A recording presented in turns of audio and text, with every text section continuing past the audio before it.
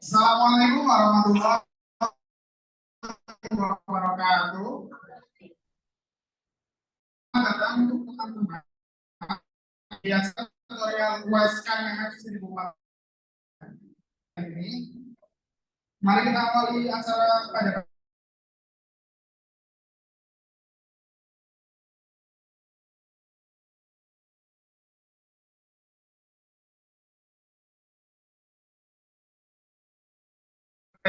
seremoni yang akan menemani teman-teman pada acara tutorial pada pagi hari ini. Tutorial UAS yang diadakan pada sesi ini adalah tutorial untuk mata kuliah farmakoterapi 1 bersama dengan Kariko. Dimohon kepada para peserta untuk mempersiapkan peralatan tulisnya dan perlengkapan lainnya sebelum kita memulai acara. Karena sudah hadir bersama kita, Kariko, mari kita persilakan Kariko untuk memulai acara tutorialnya.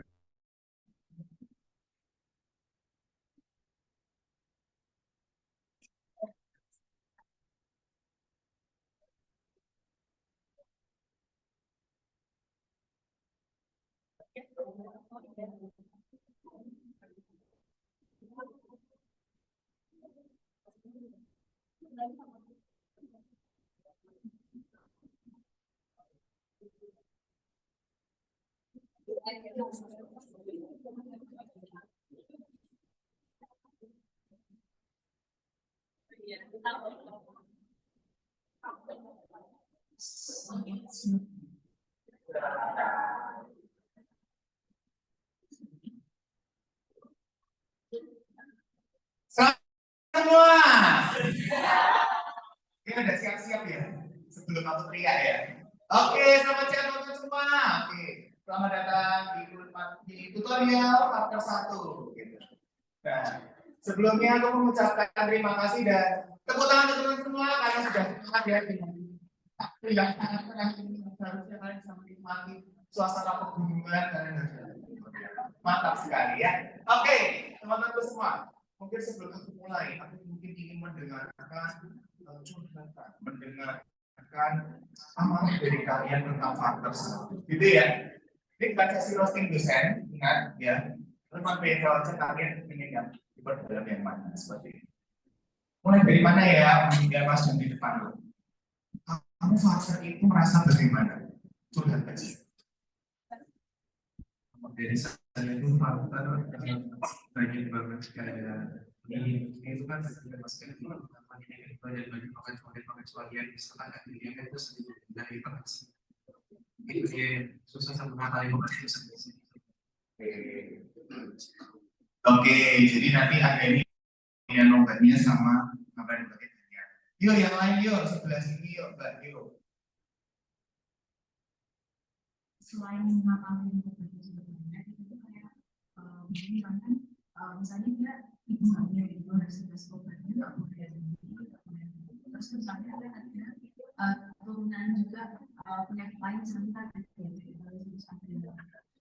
tensi gitu nanti obatnya ini nggak boleh sampai terus selain itu sudah ada kondisi misalnya kita harus melakukan pengelolaan makanan itu harus dilakukan kita bisa ngasih obatnya itu kita harus kalau kita memahami dari gejala-gejalanya itu.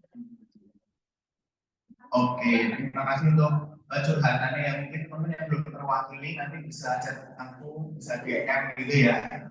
Over ini. Oke, ya semoga nanti tutorial pada pagi hari ini bisa membuka mata batin kalian, mata hati, mata kaki bisa terbuka gitu ya. Oke, kalau gitu langsung saja kita mulai. Sama dari saya pertama. Jadi kita kenal kemarin di kabar gitu ya. Itu kita kan ada gangguan tiroid, yang pertama ada gangguan tiroid seperti itu, disemi sindrom koroner sama DM kan gitu. Tapi yang DM sudah disuruh buat plan ya. Dimasukin juga. Tidak apa-apa nanti. Kalau nggak cukup, materinya sudah ada. Bahkan tak kasih potensi stroke sudah tak kasih semua materinya ya. Bisa kalian baca pada saat tengah malam ketika kamu overthinking, gitu ya. Oke. Kalau itu langsung aja kita ke yang materi pertama. Gangguan tiroid. Jadi regulasi kita harus mengetahui dulu regulasi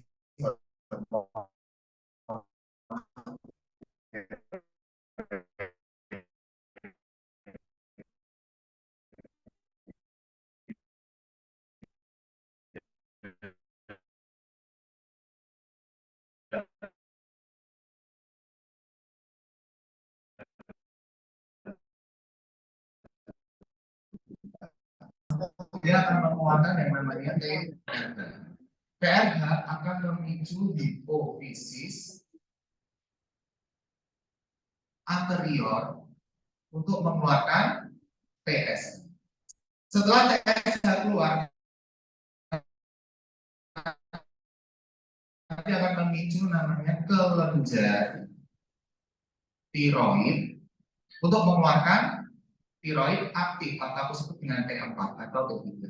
Dalam tubuh kita, tiroid aktif itu dalam bentuk T3. Ini tiroid aktif. Gitu ya. Ini regulasi normal dalam tubuh kita.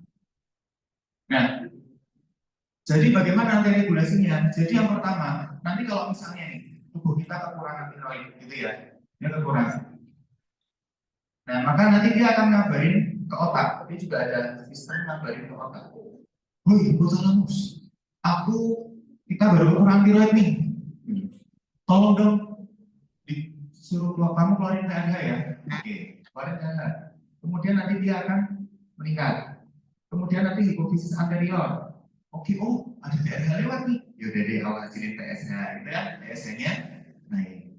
Setelah TSH-nya naik, dia akan datang ke kelenjar tiroid. Kelenjar tiroid datang, kemudian dia bilang, ayo, balik ya, T4 bulan, itu ada kekurangan. Oke, gas. Curut keluar, gitu ya. T3 T4 nanti akan beredar di pembuluh darah. Seperti itu ya. Itu regulasinya nanti seperti itu. Misalnya tiroidnya sudah terlalu banyak, gitu ya. Dia terlalu banyak, maka dia akan kabarin ke otak juga. Itu udah kebanyakan, stop, hentikan. TSH-nya kan akan turunkan. Nanti hipofisis anterior mengurangi TSH. TSH-nya nanti mulai akan berkurang, terjadi rate-nya mengurangi pengeluaran, akhirnya menurun. Itu seterusnya, ya. Itu regulasi hormon tiroid di tubuh. Sampai sini paham dulu. Teman-teman yang perlu kita ketahui, hormon tiroid itu digunakan sama tubuh itu untuk meningkatkan metabolisme, ya kan? Hormon tiroid itu untuk metabolisme. Nah, contoh peningkatan metabolisme, yuk apa aja bisa. Bayangin ketika kamu baru ikut senam sehat bersama mau apa, gitu kan? Atau kamu baru zumba atau baru on fit gitu misalnya, apa yang terjadi pada tubuh? Apa? Berkeringat, terus kamu pas on fit atau pilates atau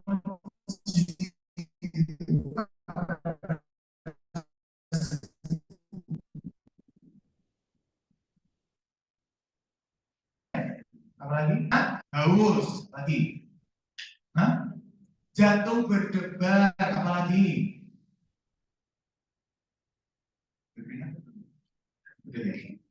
Terus kalau kamu rutin jogging, jadinya jadi apa nanti?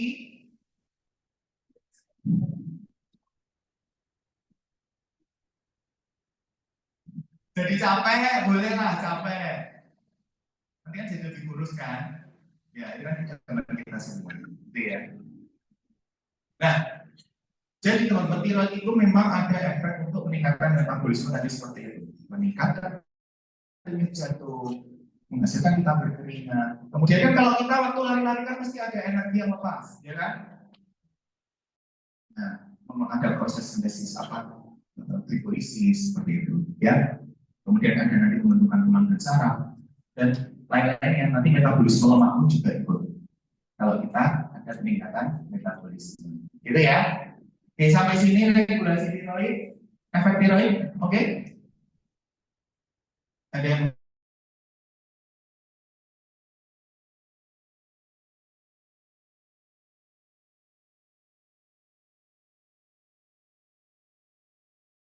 Ya, lanjut. Nah, terus obat-obat kita itu tuh di mana aksinya kan gitu ya? Obat kita tuh ngapain? Nah, yang pertama kita akan mengenal yang namanya antitiroid atau thiopurea. Ya, kita kenal dengan obatnya golongannya apa? Metimazole atau propylthiouracil. Nah, obatnya itu sebenarnya untuk menghambat sintesis hormon dalam pemilihan obatnya. Metimazole itu lebih disukai dibanding propylthiouracil. Gitu ya. Karena apa? Satu, metimazole dia itu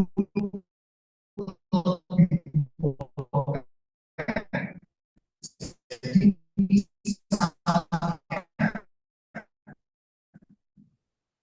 kalau metimazole itu cukup 10 mili, tapi kalau mobil rasa harus 100 mili, gitu ya.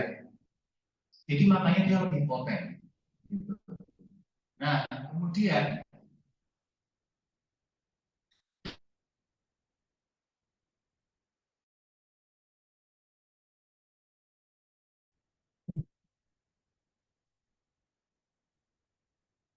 gitu ya. Kemudian obat yang kedua itu ada beta blocker. Beta blocker itu ngapain sih di situ? Jadi beta blocker itu tadi tiroid tadi fungsinya untuk apa? Tiroid itu efeknya adalah metabolisme.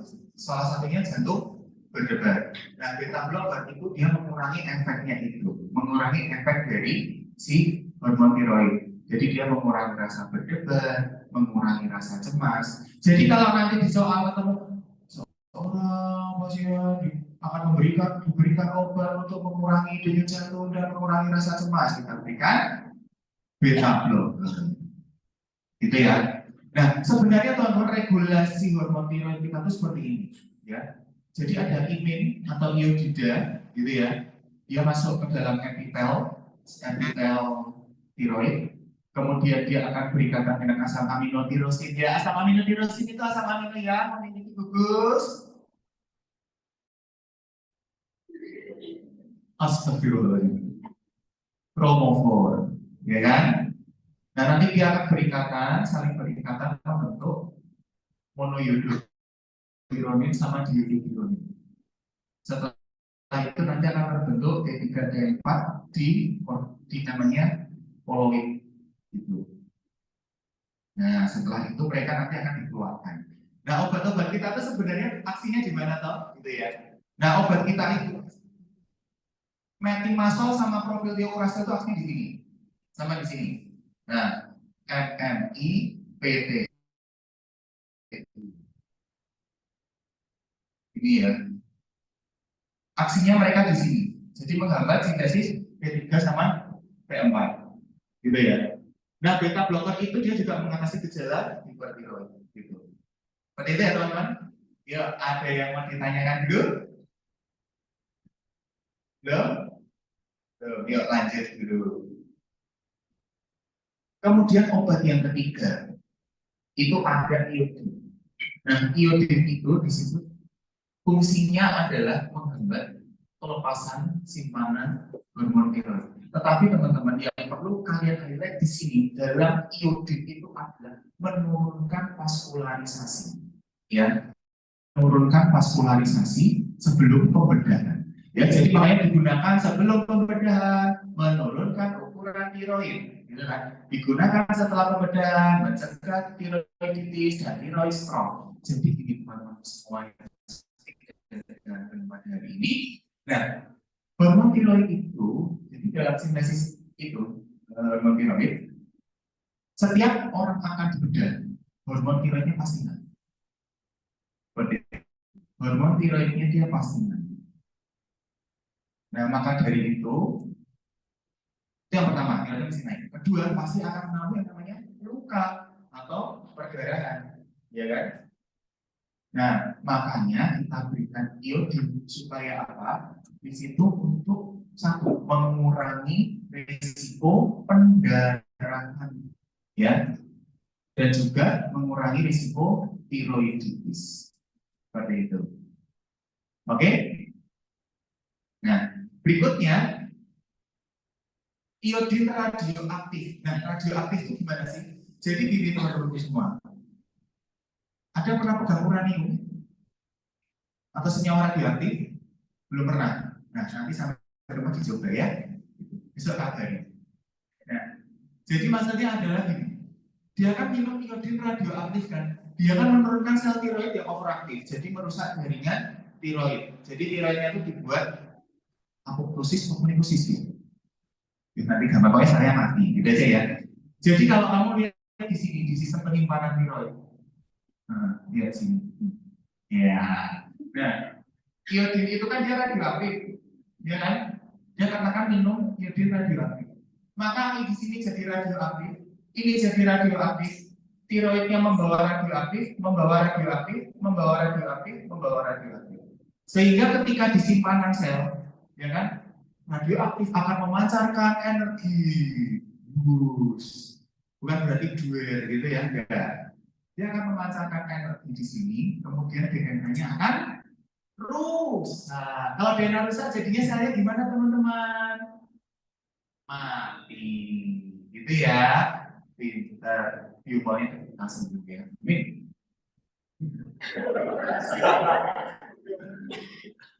Oke, nah tapi teman-teman, untuk iodin radioaktif itu nggak boleh untuk ibu hamil ataupun untuk anak-anak nggak boleh. Loh, kenapa? Nah, karena iodin radioaktif nanti memancarkan energi, nanti anaknya jadi berenergi. Bukan berarti gitu ya.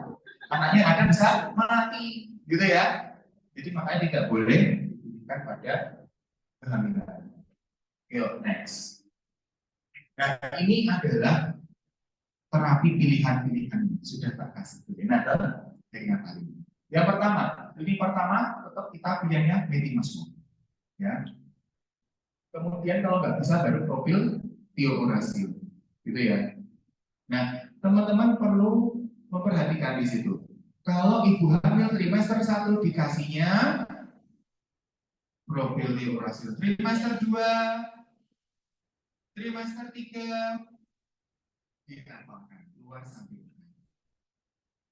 Nah, kemudian kalau misalnya pasien nggak kepingin dibedah, ya sudah kasih obat kan gitu loh. Nggak mau kasih obat ya udah selesai, gitu ya. Nah, ini kalau sebelum pembedahan atau sebelum pengatasan dengan lain, itu perlu kamu perhatikan. Pertama, sudah dibilang, metimasol atau PTU itu untuk menurunkan sintesis. Supaya apa tujuannya? Supaya dia itu ketika nanti kalau simpanan tiroidnya rendah, ya kan, otomatis tidak akan sampai keluar terlalu banyak ketika pembedahan. Karena aku lebih bilang, ketika orang itu dilakukan pembedahan, tiroidnya akan pasti naik. Entah apapun di bedahnya. Bedah paru-paru, bedah jantung, bedah khusus apapun di bedah. Gitu ya. Itu pasti akan naik. Tidak terlepas tiroid. Tiroid pun nanti juga akan naik. Gitu ya. Jadi untuk mencegah peningkatan hormon tiroid itu, maka digunakan metimasol. Nah, iodida ini untuk menurunkan vaskularisasi, untuk mengurangi risiko pendarahan.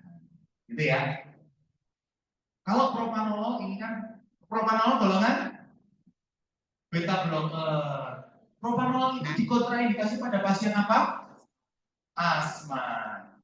Gitu ya. Jadi hati-hati kalau misalnya nanti ketemu pasien asma mengalami hipertiroid untuk mengurangi risiko denyut jantungnya digunakan apa? Berarti gunakan selain propanolol. Gitu ya. Luar distribusi. Sama steroid untuk mengurangi peradangan. Gitu ya. Oke, lanjut. Ini soal. Soal. Jadi soal yang pertama di situ diketahui adanya boiler multinodular toxin. Nah, pilihan terapi yang tepat untuk pasien apa? Nah, jadi toksik multinodular itu kan berarti kan sudah senyawa apa kondisi di mana sudah terjadi kayak tumor, gitu ya, sudah kayak tumor. Masalahnya kalau sudah terlalu besar, mau dikasih metimasol juga nggak bisa, mau dikasih propylthiouracil juga sudah telat, kan gitu ya. Kalau mau dikasih iodida apalagi sudah telat, sudah besar, gitu ya. Maka di situ pilihannya kan kalau nggak tiroidektomi atau iodin radioaktif, kan gitu ya. Nah, tapi di sini kan kalau bisa jangan diambil ya jangan diambil, kan gitu ya. Nah, makanya kalau di situ kita memilihnya iodin radioaktif itu. Oke, yuk lanjut. Nah, yang berikutnya nomor 6, 35 tahun merasa cemas, tidak tahan panas, pembesaran pada tiroid, nilai TSH-nya rendah, mendiagnosis Graves' disease, obat oral untuk mengatasi keadaan. Jadi intinya adalah kalau dia Graves' disease berarti itu kan kelebihan hormon tiroid. Berarti kalau dia kelebihan hormon tiroid yang kita kasih yang mana? Mati masuk. Tapi sebenarnya itu ada ambigu karena kan itu ada kata-kata merasa cemas terhadap panas kan gitu ya. Sebenarnya propanolol kita juga bisa milih gitu loh. Nah, tetapi kalau kamu cermati lagi, di situ kan ada kata-kata pembesaran kelenjar tiroid dan TSH-nya rendah. Dan untuk obat oral yang kamu kasih apa? Nah, di situ kita harus tentu saja yang pertama kita pilihkan adalah yang methimazole. Nah gitu. Nanti kita blokan itu dia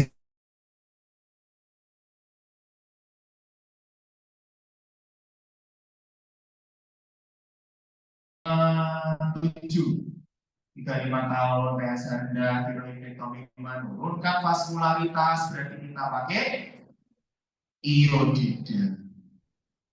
Menurunkan sintesis berarti pakai apa? Menurunkan vaskularitas, mengurangi denyut jantung dan rasa cemas. Pintar. Lanjut. Langsung sini. Akan dilakukan tiroidektomi, meminimalkan risiko tiroiditis pasca operasi. Kita berikan iodida. Gitu ya. Lanjut. Nah, ini kalau lihat pada kondisi khusus, wanita hamil lah, anak-anak lah, geriatri gitu ya. Tapi tak kasih yang ibu hamil di sini. Seperti biasa kalau ibu hamil itu pilihan pertamanya trimester 1 profil, kedua methimazole. Kontraindikasi dengan radioaktif. Pembedahan juga dikontraindikasi. Ya. Berikutnya, pada anak kita pilihkan antara keduanya boleh mau methimazole, mau profil, silakan. Ya. Nah, kalau iodin boleh digunakan, tapi hanya untuk jangka pendek, ya, tidak boleh jangka pendek. Gitu ya. Kontraindikasinya dengan radioaktif, gitu ya. Karena pada anak-anak kan dia masih membutuhkan hormon tiroid. Gitu. Lanjut. Nah, soal cuma gini-gini gampang ya. Tinggal langsung dilihat. Oh, wanita. Hamil 2 bulan. Berarti trimester 1. Kayaknya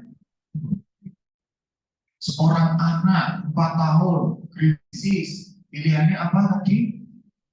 Methimazole. Loh, iodin radioaktif boleh nggak?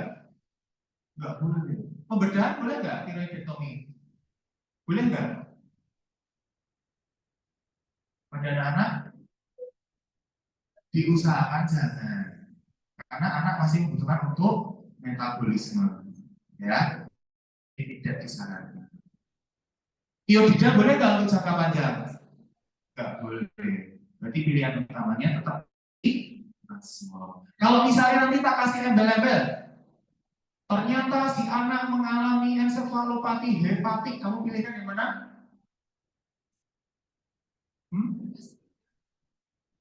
Ada ensefalopati hepatik.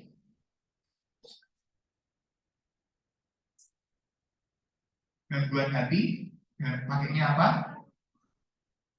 Hah? Gangguan hati loh. Efek samping protein urasil apa?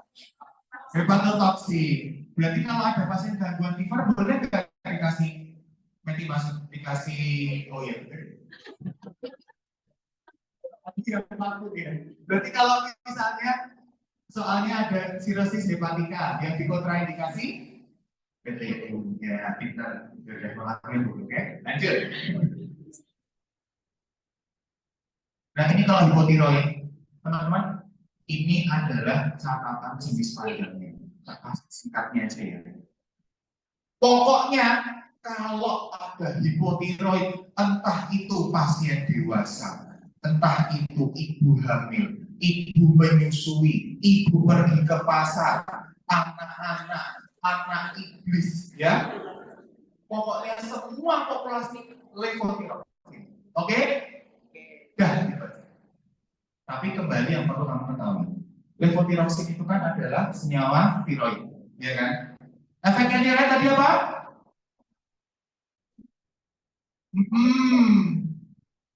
Terus detak jantung, berkeringat. Oke, berarti kita kan udah tahu potensinya kalau misalnya levotiroxin itu masuk ke dalam tubuh, berarti metabolismenya rawan meningkat, kan gitu kan? Berarti kan ada salah satu parameter detak jantung. Berarti kita harus pantau efek sampingnya, fungsi jantung, gitu ya. Dan yang perlu kamu highlight dua ini aja. Hipotiroid, levotiroxin. Yang dipantau apa? ESO-nya jantung berdebar. Oke, berarti fungsi jantung. Cukup. Yes. Terus aku sih. Lanjut. Nah, soalnya cuma ini. 40 tahun, berat badan meningkat, tidak tahan dengan dingin, sering merasakan kelelahan. Hashimoto, berarti kan hipotiroid. Indikasinya seperti apa? Berat badannya meningkat signifikan, tidak tahan, bla bla bla bla bla bla bla apa? Levotiroxin. Bahasa apa itu? Ya kan? Lumayan. Lanjut. Nah, kalau pemantauan terapi, teman-teman kalian harus memperhatikan. Ini tahun angkatan 21 kayaknya keluar. Ya, yang satu tidak apa-apa. Ya, jadi sempat ada yang keluar, itu adalah apa parameter yang perlu kita pantau, gitu ya. Nah, parameter yang perlu kita pantau itu adalah free T4 dan TSH. Ya. Pokoknya besok kalau di soal ada muncul total T4, T3, misalnya TRH, alaktot, yang kamu lihat free T4 sama TSH. Gitu ya. Gitu ya. Nah, nanti teman-teman hati-hati di sini. Ya, kalau monitoring keamanan itu dia berarti memantau efek samping. Tapi kalau efektivitas berarti dia maju nggak efeknya. Kan gitu ya. Yuk lanjut. Nah, yuk. Di sini kan ada fotodisis, memberikan gangguan berat eksogen. Keamanan berarti keamanan itu ESO atau kemanjuran? ESO. Berarti ESO-nya levotiroxin apa? Jantung berdebar. Berarti yang harus kita pantau adalah kejadian aritmia. Aritmia tahu. Aritmia itu adalah kondisi di mana jantung itu listriknya berlebihan. Listrik jantungnya itu berlebihan. Ya, sehingga kalau dia listrik jantungnya berlebihan, hidupnya akan meningkat. Gitu ya. Itu namanya aritmia. Berikutnya 40 tahun Hashimoto disease, efikasi berarti keamanan atau kemajuran. Kemanjuran. Berarti kalau kita lihat, si pasien ini sudah dikasih T4, ya kan levotiroxin kan T4. Berarti apa yang harusnya meningkat? T4-nya harusnya meningkat kalau dimasukin T4 kok, ya kan? Tapi di sini malah ada penurunan. Berarti nggak mungkin ini jawabannya, ya kan? Kemudian kejadian aritmia. Aritmia itu kemanjuran atau efek samping? Berarti kita nggak mungkin ini. Hilangnya tanda dan gejala, efikasi. Efikasi berarti harusnya dia kan membaik loh, harusnya baik. Nah, tapi ini kan ceritanya terlalu luas, ya, terlalu luas. Nah, kita mintanya parameternya. Nah, berarti kan penurunan kadar pSH. Kenapa jawabannya penurunan kadar pSH? Gitu ya. Jadi, kalau misalnya T4-nya itu kan tinggi, ya kan? T4-nya tinggi, itu kan biasanya T4-nya kan dia, jadi dia sistemnya itu kebalikan, gitu. Kalau T4-nya tinggi, PSH-nya itu cenderung normal atau rendah. Gitu. Itu kan kebalikannya kalau PSH-nya atau PSH-nya cenderung patokannya T4 aja. Kalau T4-nya itu dia cenderungnya tinggi, berarti PSH-nya nanti akan cenderung normal atau rendah. Dan kebalikannya kalau misalnya nanti T4-nya rendah, berarti PSH-nya cenderung normal atau tinggi. Dan di situ kan kita ketahui kalau dikasih dia kan hipotiroid, hipotiroid kan kita tahu semua T4-nya itu rendah, berarti TSH-nya tinggi. Berarti kalau misalnya kita sudah masukin T4, TSH-nya gimana? Gitu ya. Oke. Lanjut. Kalau sudah habis, oh ternyata sudah selesai. Tiroid gampang banget.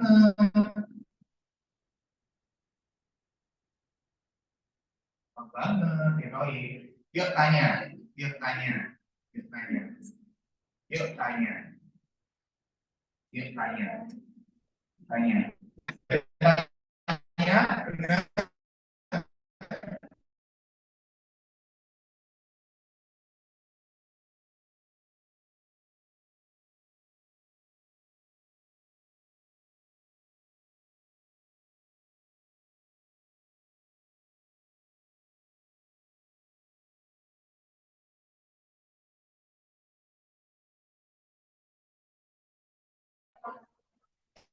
Esoknya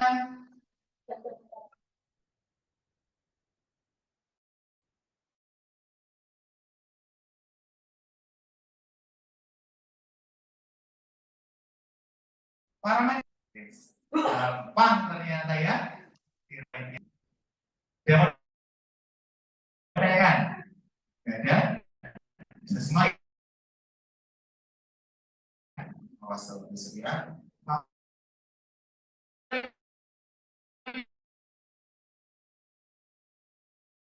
Iya, siapa dari sini? Nah, adalah sifat ini. Nah, teman yang di sini belumnya. Nah, ada yang menyukai apa?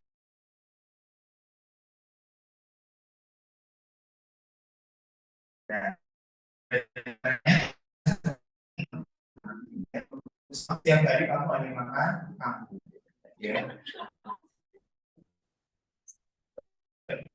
Nah, kejadian fisiknya kan ada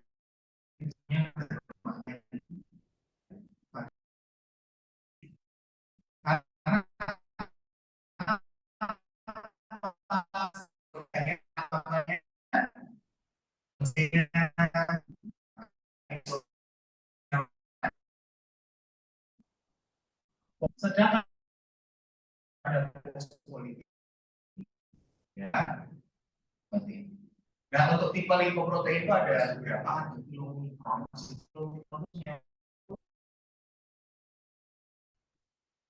protein.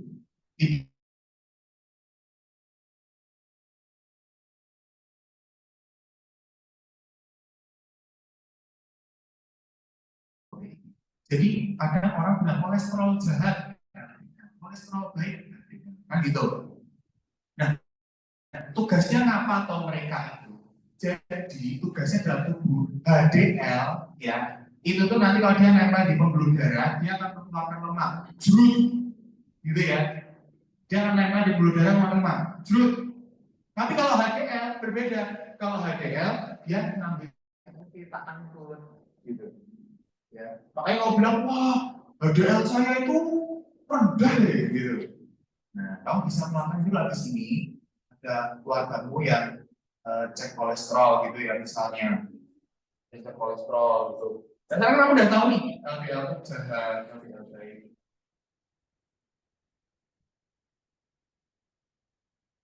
Nah, sekarang kamu udah tahu LDL itu jahat, baik, mikron ini. Nanti tanya tuh keluargamu, ini kok kayaknya hasil katanya jelek, sih misalnya. Atau kayak LDL ini suka makan gorengan ya. Langsung kamu cek bisa, gitu. Jadi kalau mau menghujat itu nggak apa-apa, gitu ya. Nah, itu seperti itu. Tentang lanjut dulu. Nah, patofisiologinya. Nah, sebenarnya patofisiologinya itu aku lebih senang menjelaskan lewat papan tulis. Jadi, ini coba ya. Nah, yang pertama teman-teman, yang ada sintesis dari tubuh kita, dari tubuh dulu ya. Tubuh TARITUBUH, dilihat ya.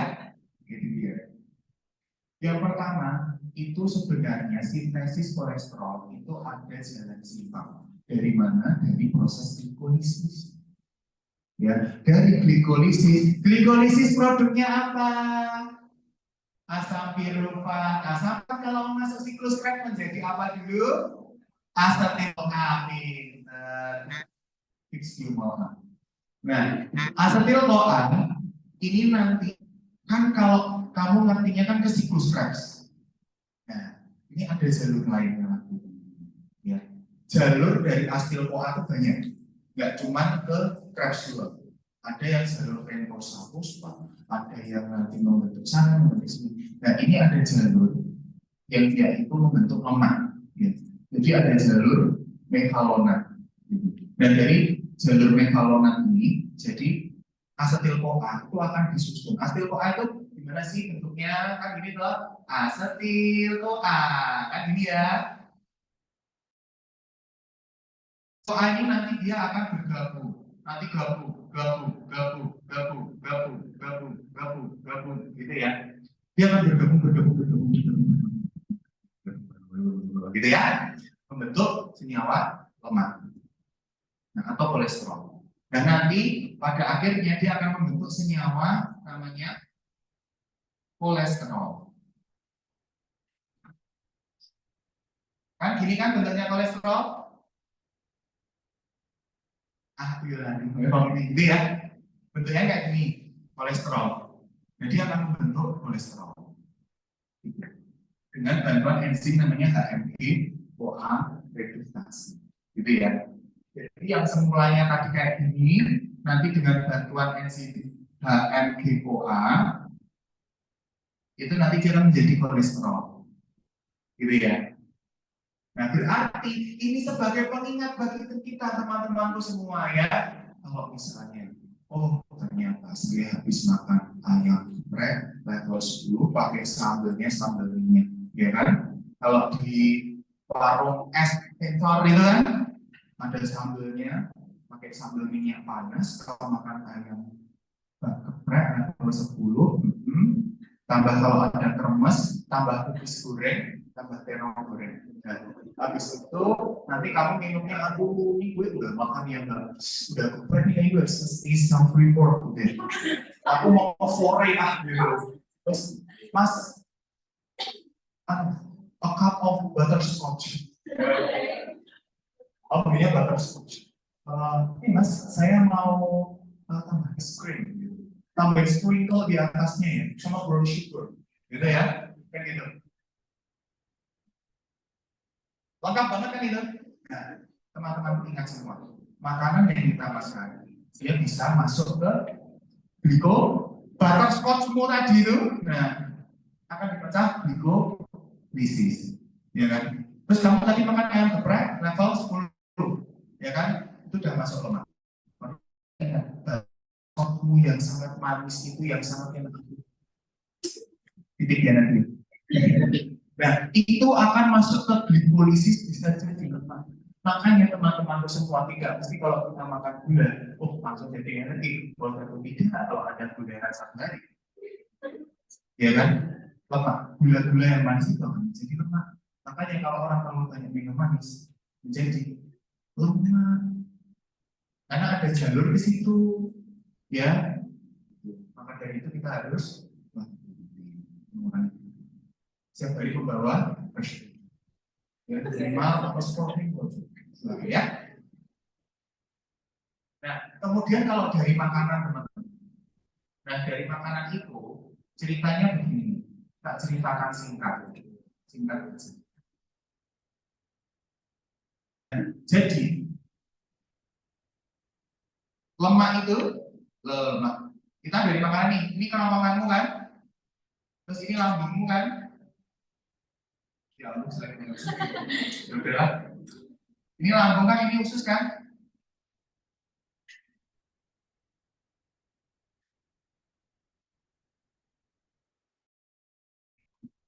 Terus ini ada liver kan, ini ada kantong empedu kan, ini nyambung ke usus gini kan.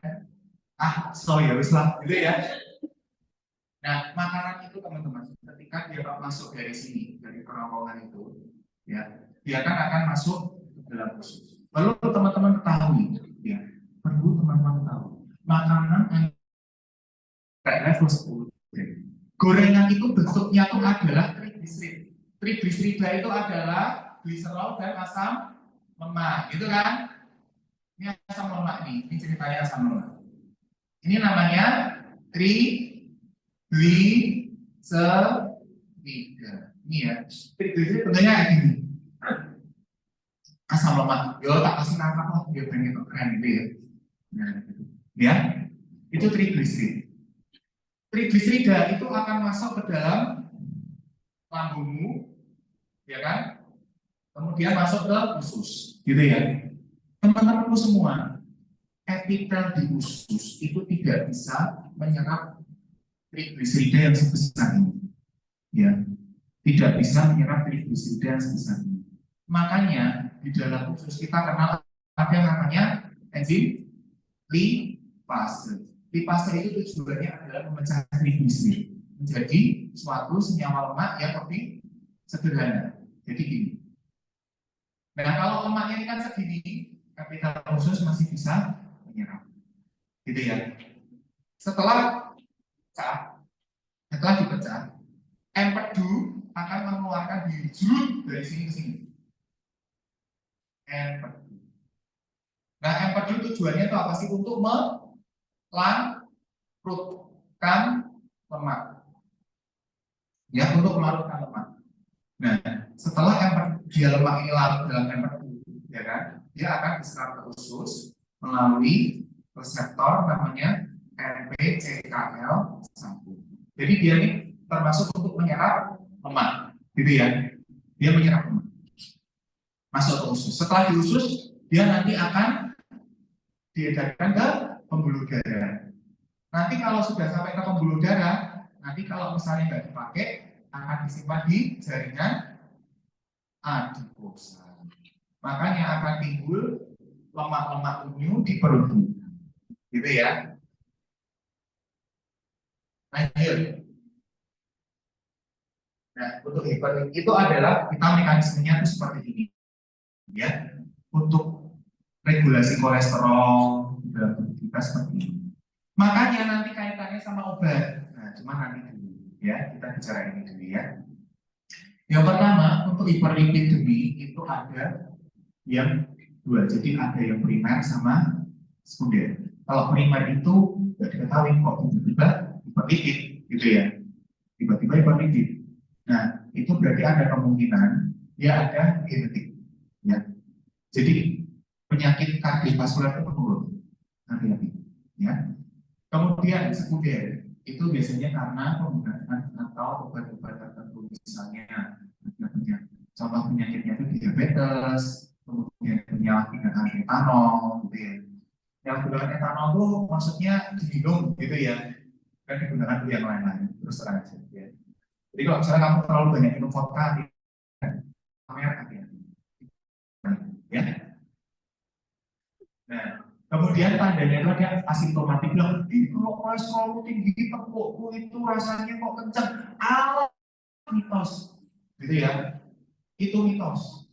Jadi besok kalau ada tamu, oh ibu, ini loh, tepuk kalau ini kok kolesterol lo dhuwur, alah tuh bu, mitos, gitu ya.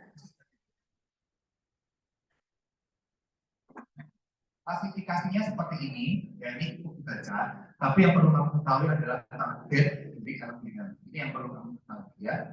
Kalau misalnya buka motor, aku udah nggak kuat, aku rasanya pengen mati aja gitu ya. Nggak kuat, apa paling ini di bawah 100. Ya,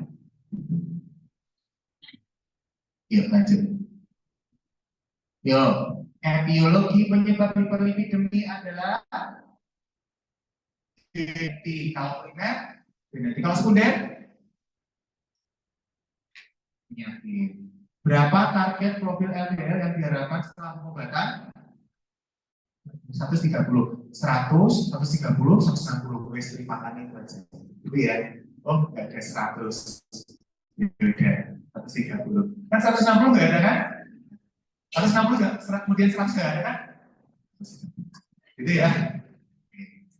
Berikut intervensi gaya hidup yang paling tinggi manfaatnya adalah mengurangi lemak, gitu ya. Kalau peningkatan asupan serat kan supaya lancar, ya, tidak ada hubungannya dengan si lemak, gitu ya. Oke, lanjut. Nah, ini mekanisme aksi nama obat pakai udah gitu. Nah, kita namanya statin. Statin itu targetnya di penghambatan HMGOA reduktase. Makanya nanti itu kalau status. Makanya tadi itu kan kalau kolesterol itu kan dari senyawa apa tadi? Mevalonat gitu kan? Ya kan akan membentuk senyawa kolesterol gini kan? Gitu kan? Dengan bantuan HMG OA reduktase. Nah, simvastatin itu dia menghambat sini. Otomatis dia tidak akan terbentuk gitu ya. Nah, tapi teman-teman yang perlu kalian ketahui, yang tak merah-merah, ya, yang tak merah-merah itu adalah yang wajib kalian hafalkan, kalian ketahui, ya, itu yang kamu harus hafal. Yang hitam di mana Allah itu penikmat aja, ya, biar keren. Nah, yang pertama, kalau statin, efek sampingnya adalah rhabdomyolysis atau nyeri otot atau miopati, gitu ya. Nah,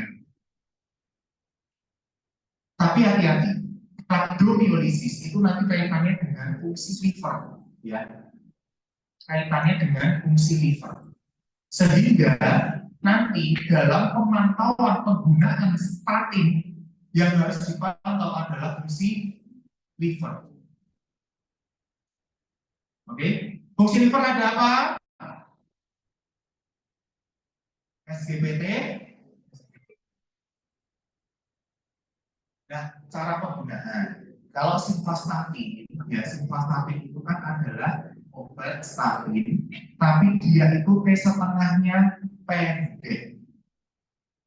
Ingat ya, zaman-zaman masa ke-8, ini semester 4 tuh. Ini semangat. T setengah eliminasi, gitu kan?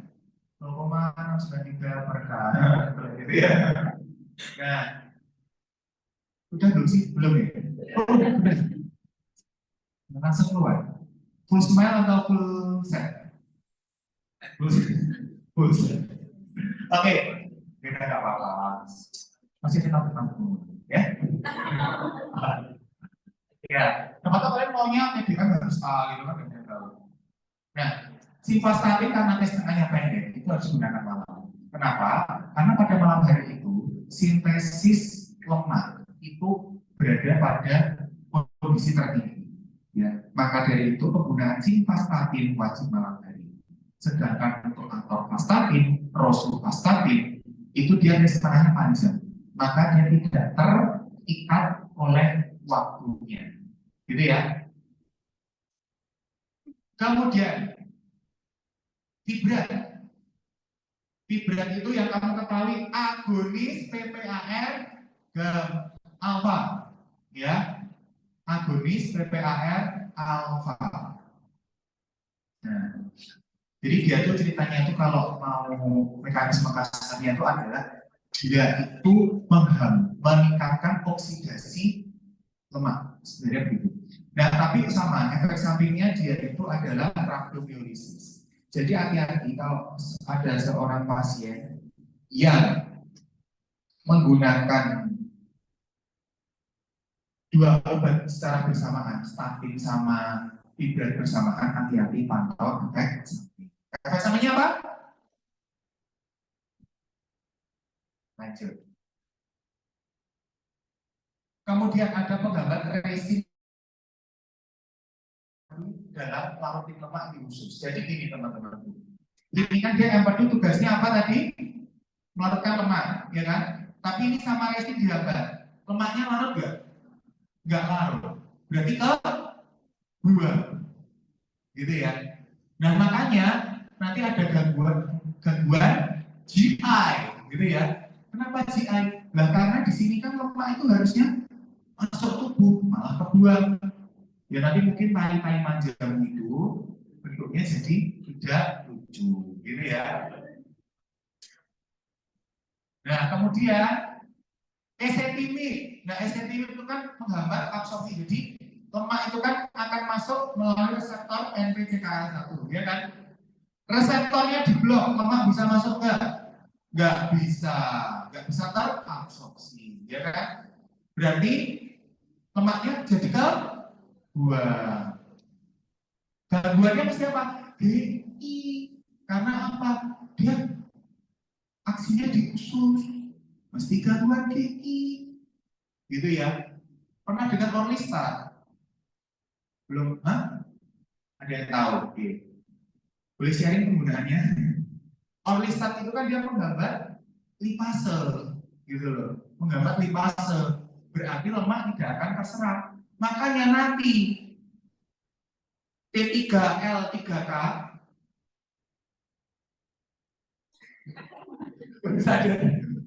T3L3K nanti mengandung minyak itu. Oh ya, tak boleh.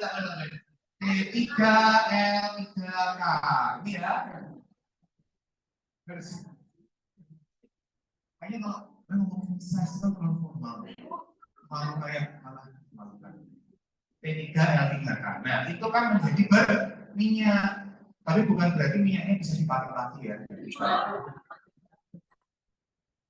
Ya. Gitu. Kemudian ini ada niacin. Niacin itu menghambat pelepasan trigliserid di usus. Ya. Kemudian ada inhibitor PCSK9 atau amiloumab. Ya. Ini obat baru khas diapalin aja. Ya. Karena di soal juga ada dua. Jadi PCSK9 amiloumab. Gitu ya. Dia itu nanti mendegradasi reseptor LDL. Jadi nanti harapannya penyerapan LDL menurun. Gitu ya. Oke. Yuk lanjut. Nah ini adalah sedikit tentang penggunaan obat. Jadi yang pertama, statin itu yang paling panjang adalah rosuvastatin. Karena dia paling panjang, berarti harus malam hari enggak? Enggak. Kemudian pravastatin, protein binding tertinggi. Nah, maksudnya apa protein binding tertinggi? Protein binding itu ceritanya gini. Ini kan kita ada senyawa protein gitu ya. Nah, protein itu obat-obat itu terikat dalam protein plasma. Ya, misalnya ada obat 95% terikat gitu kan. Nah, kalau 95% terikat berarti yang bebas ada 5. Berarti 5 ini yang dalam bentuk aktif. Nah, terus yang 95 gimana? Ya udah gitu ya. Kalau 99% berarti yang bebas, berarti yang aktif ada, gitu ya. Nah, simvastatin diminumnya malam. Kemudian ada asam nikotinat, itu untuk mengurangi penumpukan trigliserid, gitu ya. Tapi hati-hati untuk pasien diabetes. Oke. Nah, ini ada ringkesan sedikit pemilihan obat. Jadi kalau misalnya yang tinggi itu adalah kolesterol, ya, hiperkolesterolemia, langsung kamu pilihkan kalau nggak statin, resin, desertin. Tapi kalau misalnya hipertrigliseridemia, fibrin, gitu ya. Niacin, tahu niacin nggak? Aslinya niacin itu apa? Vitamin B3. Nah, gitu ya. Nah, berarti ini kan kalau misalnya kamu, aduh aku tidak ada harapan menghalalkan partner, aku ingin bunuh diri seperti itu ya. Nah, niacin bahasa diapalin, hipertrigliserid, fibra, selesai. Gitu ya. Hipertrigliserid, fibra. Gitu. Oke? Yuk, lanjut. Yuk, nah, sudah tak jelaskan panjang lebar sampai tak gambar. Lambungnya kok bentuknya kayak bulan sabun. Udah nggak apa-apa. Yuk, sekarang kita lihat yuk soalnya BSN. Yuk, aku di puncak komedi. Aku berada di puncak komedinya. Maksudnya aku ada dikit. Mekanisme kerja kolestiramin golongan resin. Berarti dia menghambat di mana? Apa tadi menghambat apa? Empedu. Ya, karena dia mengurangi penyerapan si lemak itu dibuat tidak bisa larut. Berikutnya yang nomor 4, mekanisme esetinin, absorpsi di usus.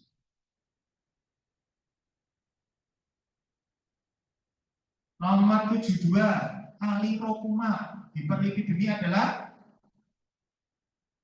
P CSK.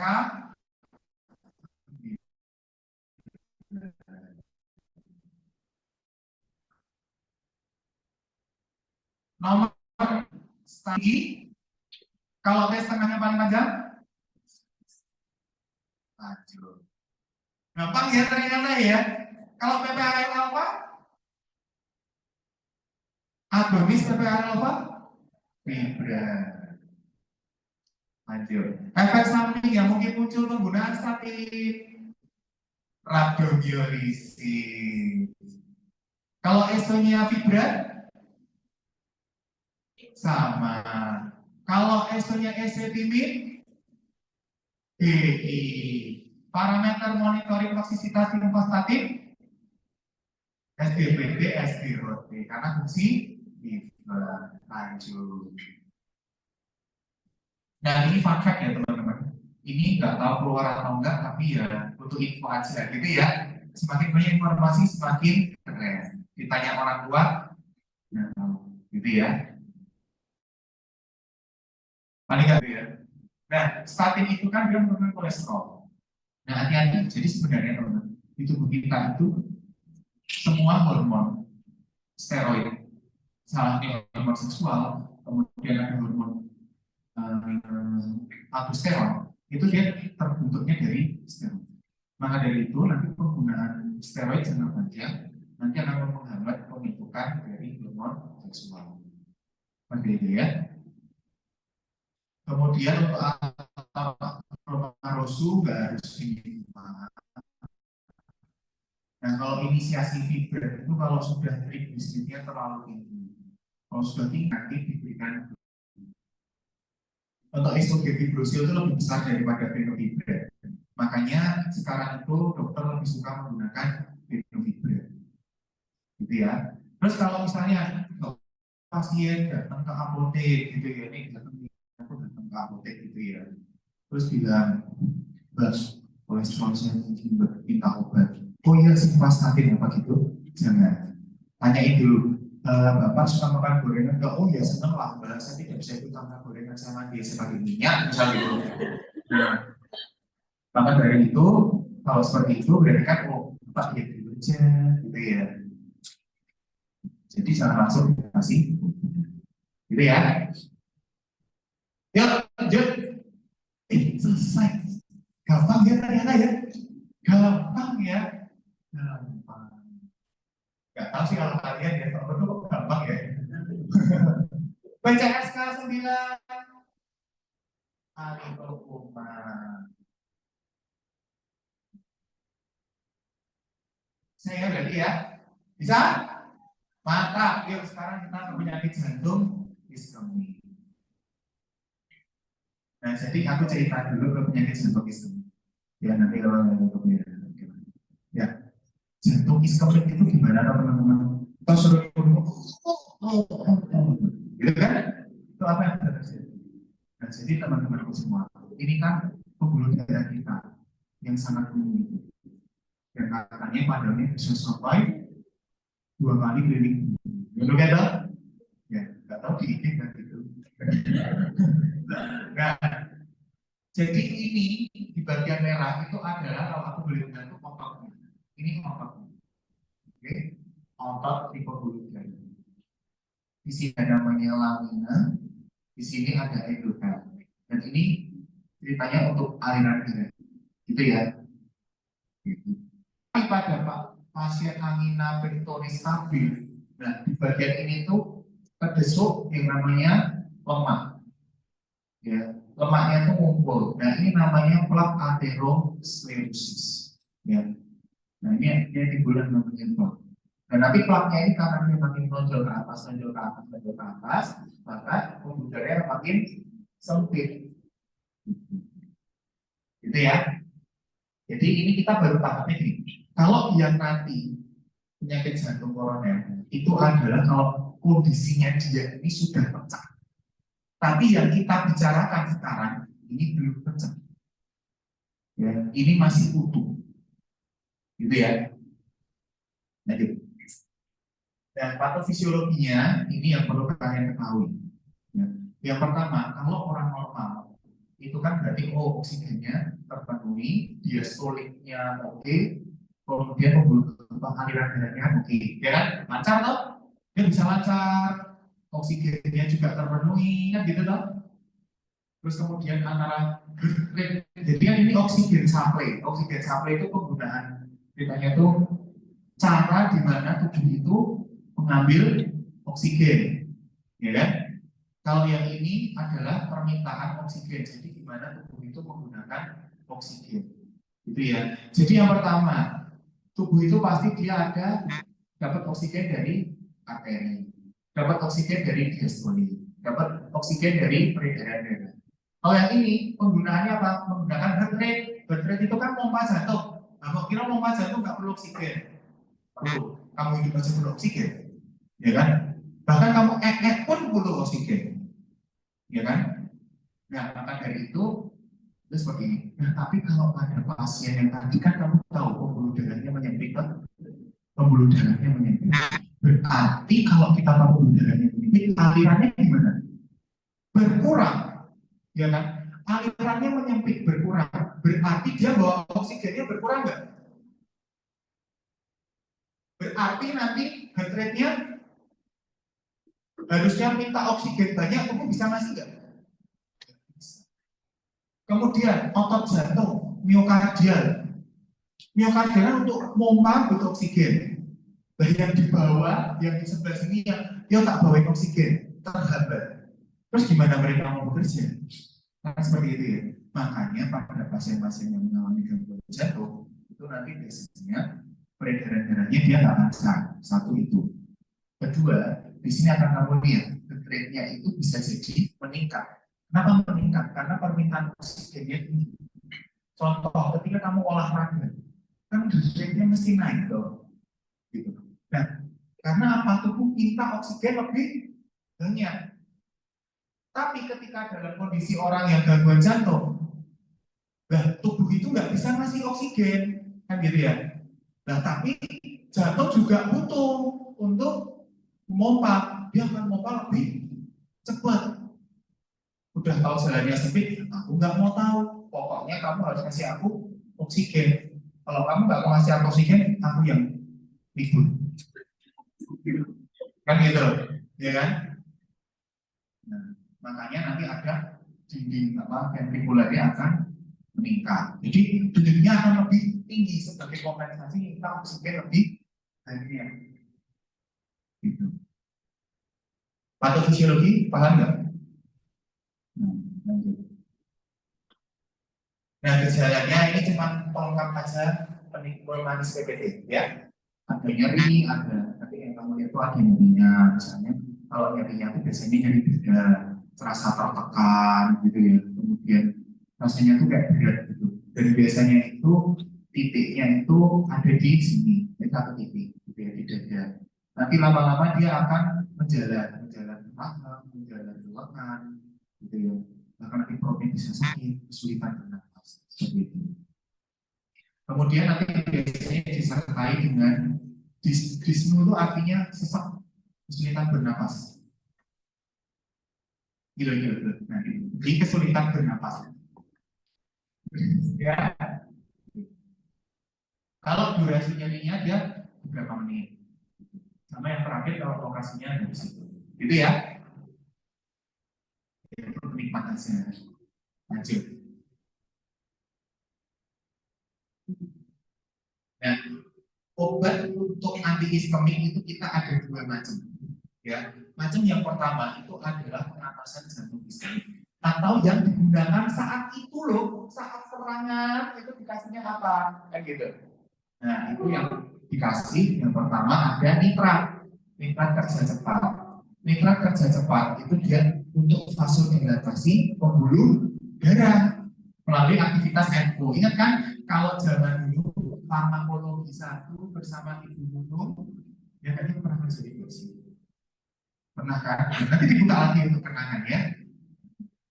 Nah, di situ kan dia untuk merelaksasi otot polos, merelaksasi pembuluh darah. Jadi pembuluh darahnya bisa melebar. Gitu ya. Nah, tapi nitrat kerja cepat itu tidak boleh digunakan terlalu sering. Jadi dia hanya digunakan kalau dia hanya saat sesak saja atau pada saat nyeri dada saja. Gitu ya. Dan untuk cara konsumsinya itu bisa setiap 5 menit. Jadi 5 menit bisa diulang selama 15 menit. Nah, dia kontraindikasi dengan PDE5 inhibitor. Tahu PDE5 inhibitor? Sildenafil. Tahu ya? Yang biasa itu kamu lihat, obat kuat Allium, gitu kan? Jalan-jalan itu. Nah, dia itu dikontraindikasi. Kenapa? Gitu ya, dikontraindikasi.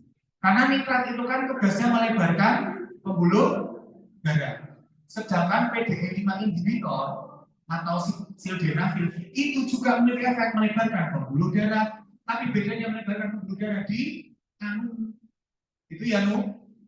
Nah, makanya kan di situ bisa untuk namanya obat kuat gitu kan. Karena melebarkan pembuluh darah di ya. Nah, tapi karena efek sampingnya itu bisa pusing. Karena apa? Pembuluh darahnya kan dilebarkan cepat. Tiba-tiba alirannya yang semula tersebut langsung beras. Kan gitu. Nah, itu akan pusing. Itu nitrat kerja cepat. Kalau nitrat kerja lama, itu maksudnya sebenarnya untuk maintenance. Nah, tapi teman-teman, hati-hati. Kalau penggunaan nitrat kerja panjang, itu ada potensi resistensi nitrat. Apa? Resistensi nitrat itu apa? Dia gak efek dengan nitrat. Kan malah lebih berbahaya toh. Udah nggak bisa pakai nitrat. Resisten nitrat ya masih lagi. Resisten nitrat. Banyak ada memang sudah ditakdirkan untuk telah berpulang terang gitu kan? Atau pulang ke rumah bapak. Nah makanya teman-teman kalau ada resistensi nitrat itu solusinya adalah tubuh itu tidak boleh meninggalkan sama sekali jauh ke depan.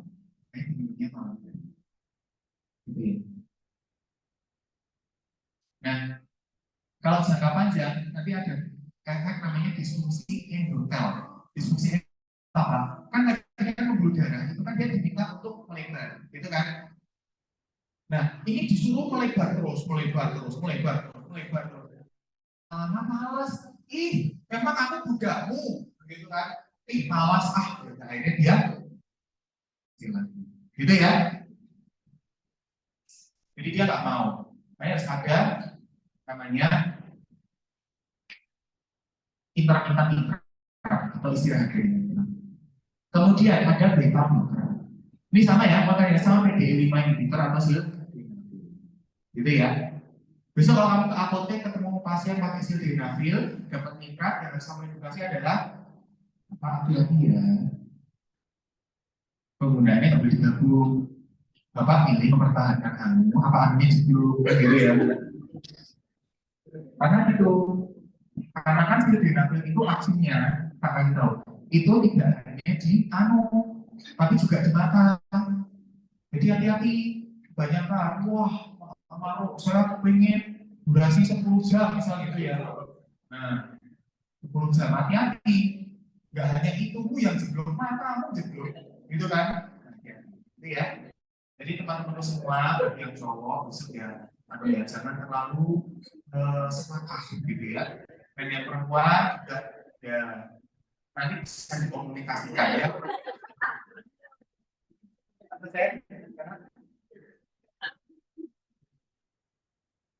Karena di sini saya hanya mentor ini ya, mentor pas pranikah ya.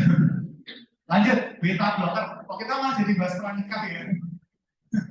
Beta blocker ya.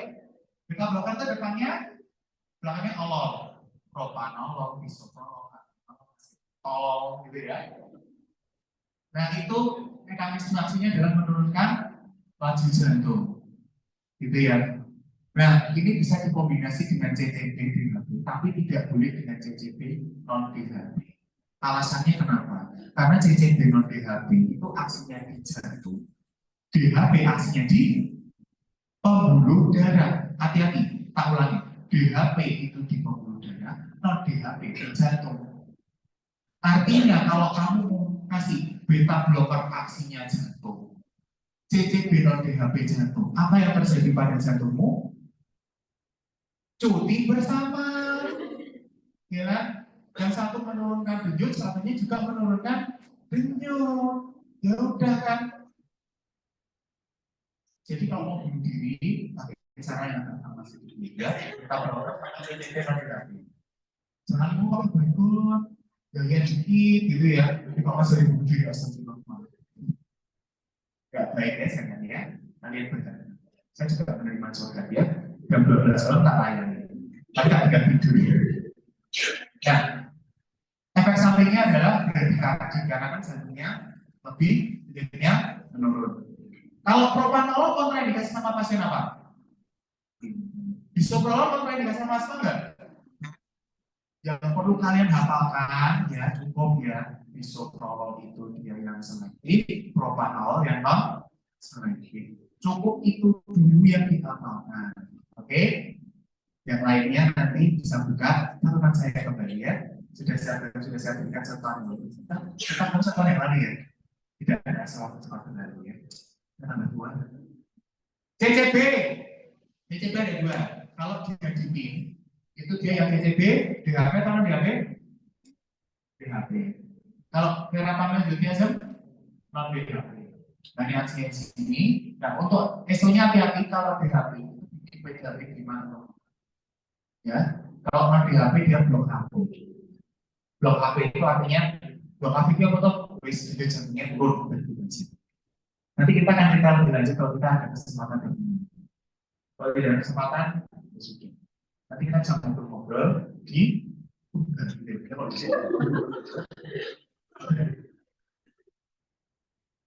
ya lanjut. Orang-orang kamu sekian dulu masih belum selesai. Nah, ini untuk pencegahan atau untuk biar pencegahan supaya besok itu nggak mati, gitu loh maksudnya. Ya.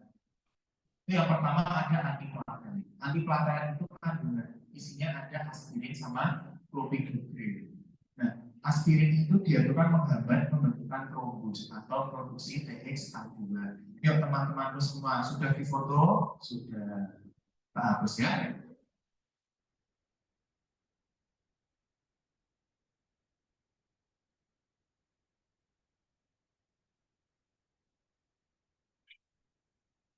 Ya, jadi kalau kalau kalau aspirin, kan ingat dulu zaman-zaman nggak enak itu ada fosfolipid, gitu kan?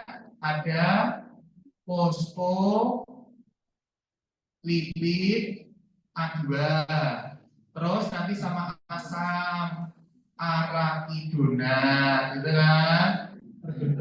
Sama bentuk asam arachidonat. Nanti dihambat sama COX, gitu kan?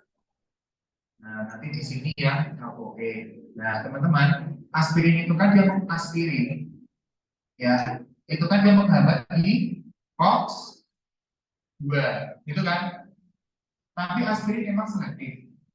Enggak, dia bisa menghambat di COX 1.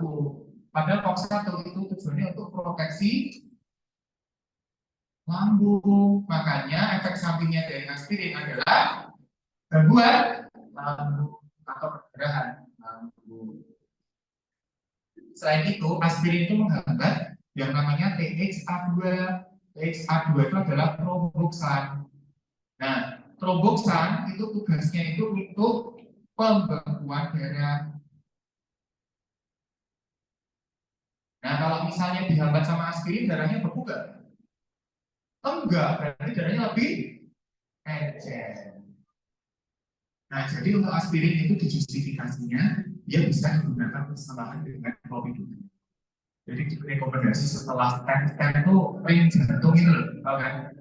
Ring jantung. Yang untuk dosisnya 75 sampai 140. Kalau clopidogrel itu dia aksinya di P2Y12, ya. Kalau aspirin dia di TX2 atau COX-12, kalau clopidogrel di P2Y11. Nah, jadi clopidogrel itu biasanya bisa dikombinasi. Atau kalau memang pakai aspirin nggak bisa, gantinya clopidogrel. Gitu ya. Nah, kemudian hati-hati, ini yang penting di Pak Amir. Interaksi dengan omeprazol, clopidogrel. Hati-hati, interaksi dengan omeprazol. Oke? Nanti dikasih warna merah, ya. Karena apa? Itu nanti omeprazol akan menurunkan kadar clopidogrel. Ya. Omeprazol menurunkan kadar clopidogrel. Makanya tidak boleh digunakan bersama dengan. Lalu kalau misalnya tak kasih lansoprazol boleh nggak Pak? Boleh. Dia hanya spesifik omeprazol. Gitu ya. Misalnya ada pasien menggunakan dual antiplatelet terapi, gitu ya. Dual antiplatelet terapi itu kandungannya ada aspirin dan clopidogrel. Obat yang dikontraindikasikan untuk digabung adalah A. Ranitidin, B. Lansoprazol, C. Antasida, D. Esomeprazol, E. Oh ya, silikon, apa itu? Misoprostol. Berarti yang kamu yang kontraindikasi apa? Esomeprazol. Gitu ya. Bisa? Statin ini sudah sama ya. Statin itu dia untuk menurunkan kadar lemak darah supaya nanti lemak yang menyumbat itu bisa berkurang, gitu loh. Ya. Sama diberikan ACARB ini untuk ceritanya mengontrol tekanan darah. Kan tadi kan jalannya sempit toh. Nah, ini dikontrol supaya tekanan darahnya tidak terlalu tinggi. Hati-hati untuk efek sampingnya statin tadi apa? Captopril efek sampingnya. Kalau captopril batal diganti dengan golongan ARB. Gitu ya. Lanjut. Untuk terapi non farmakologi bisa kalian baca jadi berhenti merokok ya. Teman-teman tidak menipu kalian, tidak ada maksud, tapi memang faktor seperti ini ya. Biasanya rokoknya ini sih. Ya. Yang pertama, rokok itu meningkatkan norepinefrin. Nah, norepinefrin itu masalahnya dia meningkatkan vasokonstriksi pembuluh darah. Makanya itu bisa semakin kemudian diet sehat, aktivitas fisik, aerobik, intensitas sedang, berat, kurang lebih pokoknya 3 kali seminggu 30 menit. Jadi misalnya contoh kalau yang suka zumba, sampai itu kelas zumba di sini, gitu. Atau kelas aerobik, gitu, nonton di YouTube, yang paling nggak setengah jam, ya. Habis itu kalau misalnya, wah aku habis makan ini kak, habis makan wagyu pesta, ya langsung aerobik itu juga boleh. Ya. Hati-hati situ, ya. Nah, kendalikan aktivitas seksual, sama kendalikan faktor lain seperti politik, pertumbuhan reproduksi, gitu ya. Lanjut. Nah, obat sekarang soal seorang pasien dari rajin diabetes jantung koroner apakah mati selama dan 4? Bisa bedain nggak antara ini ya? Jadi kalau ada anti platelet itu contohnya ada aspirin, clopidogrel, ticagrelor. Nah, kalau antikoagulan itu ada heparin, warfarin, fondaparinux, gitu kan? Nah, kemudian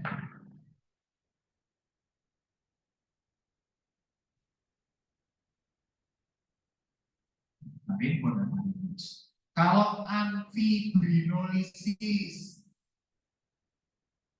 itu alteplase atau streptokinase. Dan kamu kalau terlalu banyak, bisa yang penting tahu ini sih. Oke? Oke? Oh. Berarti yang di situ ada atau enoxaparin. Enoxaparin sama heparin itu sama ya. Enoxaparin sama warfarin. Heparin itu sama. Hanya beda saja. Kalau pernah dengar kalau dengan low molecular weight heparin itu enoxaparin. Ya, jadi ada enoxaparin sama heparin itu sama.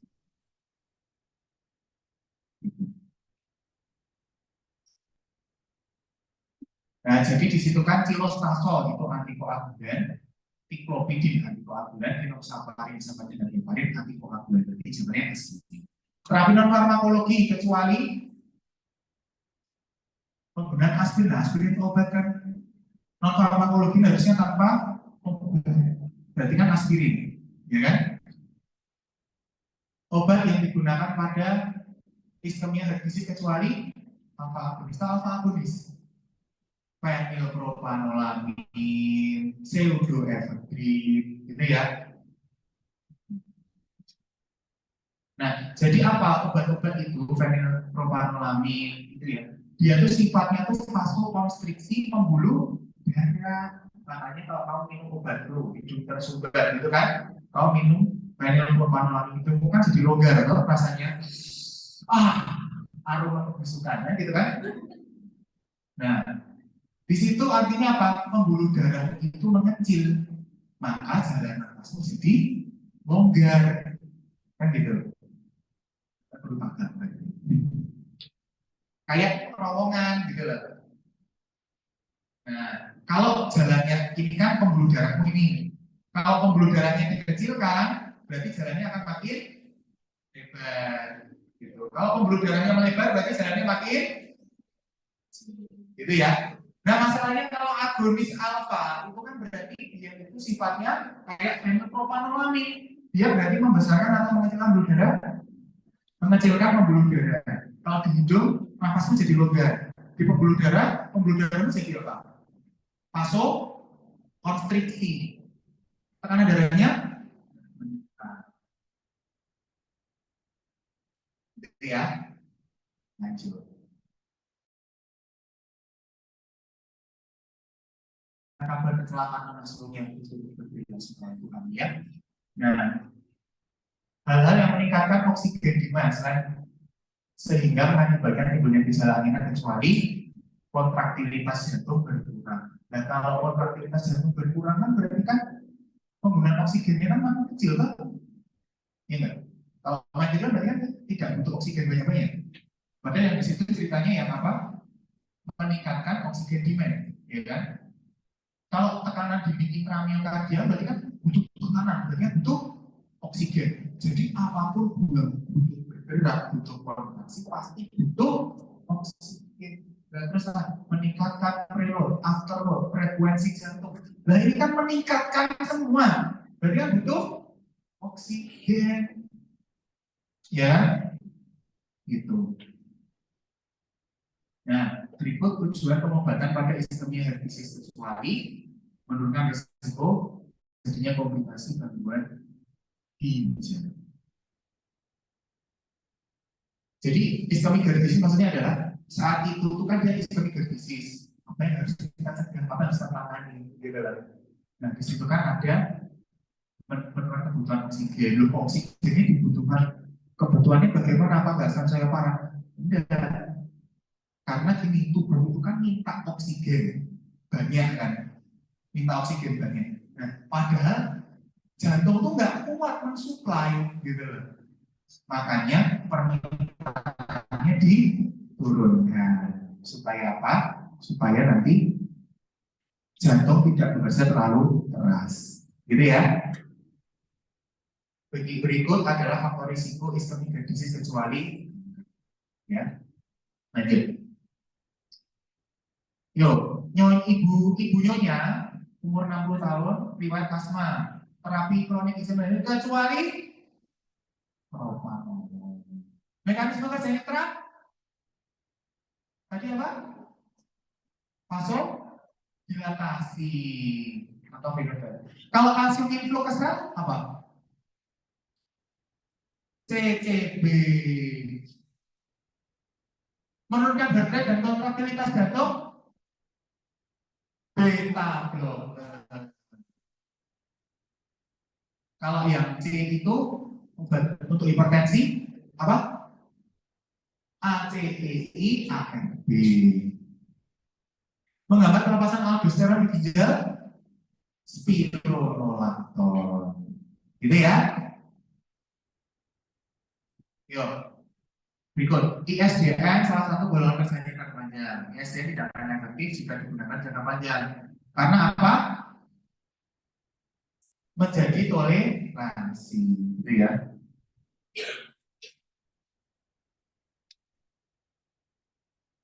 Lanjut. Ini sebenarnya soal bikinanku, ya. Tapi kalau mau dipelajari boleh kan. Di sini kan, di situ kan ada obatnya aspirin, bisoprolol, simvastatin, ISDN, dan fenamil kan untuk iskemik heart disease. Nah, masalahnya apa? Hati-hati. Tadi CCHB nggak boleh digabung dengan beta blocker. Padahal di situ ada bisoprolol sama ada belum. Gitu ya. Berikutnya, resep obat clopidogrel, atenolol atau vastatin, ISDN, amlodipin dengan omeprazol. Ada yang janggal nggak? Apa itu yang janggal? Omeprazol sama clopidogrel. Gitu ya. Diganti ke apa teman-teman? Enaknya lansoprazol.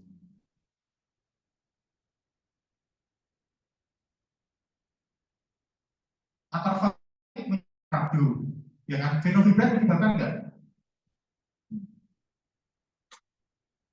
Gitu ya. Ya, lanjut. Kok langsung ini? Oh, ini PDF-nya ya? Oh iya. Ya. Berarti ada efeknya ya. Dan kita akan ini sindrom koroner akut ya. Jadi saya tadi membuatnya nanti malam baru selesai ya, satu malam. Tuh. Yuk lanjut dulu. Nah, sekarang kita lihat tadi itu kan posisi di mana pembuluh darahnya belum pecah. Kita bicara sekarang yang sudah pecah. Gitu ya. Yang sudah pecah itu gimana? Jadi kita kenalnya itu ada staining sama end staining. Bedanya apa? Jadi gini teman, kalau pembuluh darahnya itu kita tekan dulu, ininya kan pecah.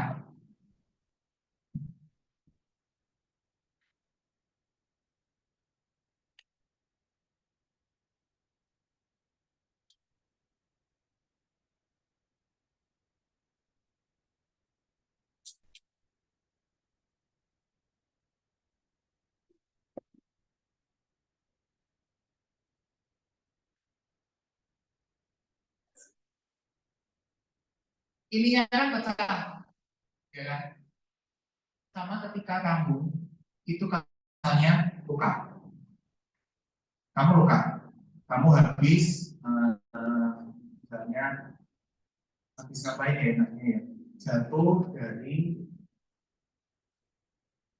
kasur gitu ya.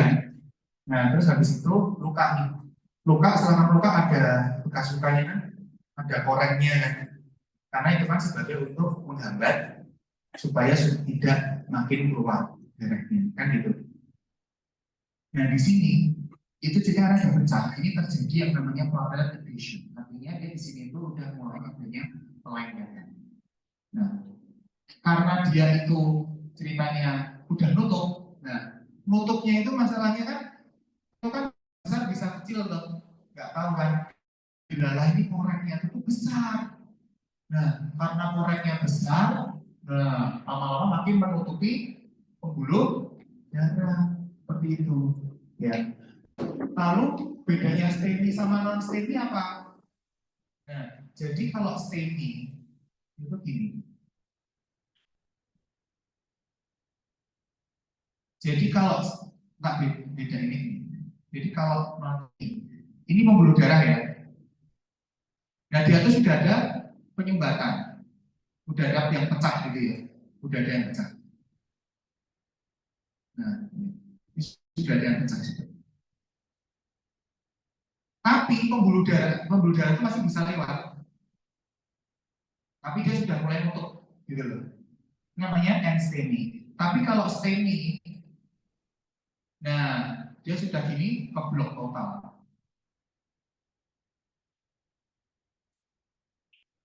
Nah pembuluh darah kan nggak bisa lewat nih.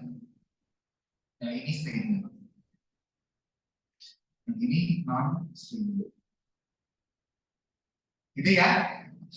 Oke, itu perbedaannya. Makanya spesial nanti pada pasien STEMI itu harus menggunakan yang namanya fibrinolysis. Ya, wajib menggunakan fibrinolysis. Yuk lanjut. Nah ini ada segmennya. Jadi kalau misalnya pasien yang STEMI, gitu ya. Kalau STEMI itu berarti kan ada gangguan ST. STEMI itu kan artinya ST elevation myocardial infarction, ya kan? Kardionya ini yang normal berarti ya. Normal biji-biji. Nah yang normal kan ini, ya kan? Ini kan ini loh.